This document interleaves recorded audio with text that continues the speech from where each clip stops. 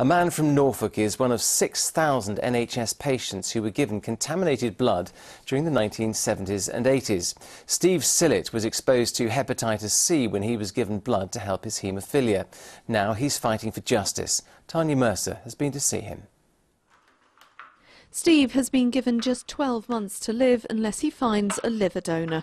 His liver cancer is a result of damage from hepatitis C, which he contracted after being given bad blood in the 1970s.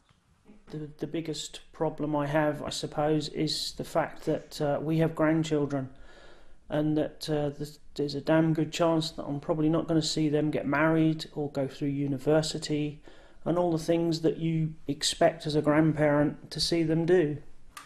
Steve is one of 6,000 people who've been given contaminated blood. Much of the blood used for these procedures were procured commercially from high-risk donors like prison inmates, and there have even been reports of blood being taken from dead bodies. Around 2,500 people have already died as a result. So far, there has been no apology to those affected. And that, say campaigners, is shocking when you consider the preventable mistakes.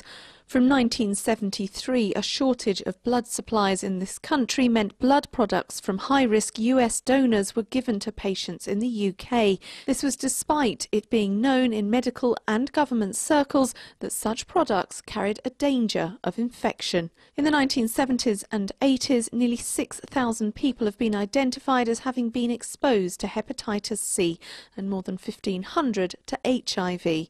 In 2009, an inquiry condemned what happened as an horrific human tragedy and recommended compensation. And in 2011, Scotland began its own review, the Penrose Inquiry, due to be published in March. It's hoped its results will spur more action here. I am very keen, and supporters are very keen, that there is some form of process, maybe similar to that of the Hillsborough inquiry, which was not a formal public inquiry, but enabled people to ask questions and have questions answered by the government in a way which hasn't been possible up to now.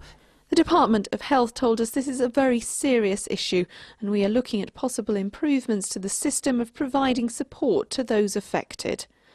For Steve and his wife Di, their lives have been blighted by this bad blood. They want more answers, they'd appreciate some compensation, but most of all, they hope for more time as a family. Tanya Mercer, ITV News, Brockdish.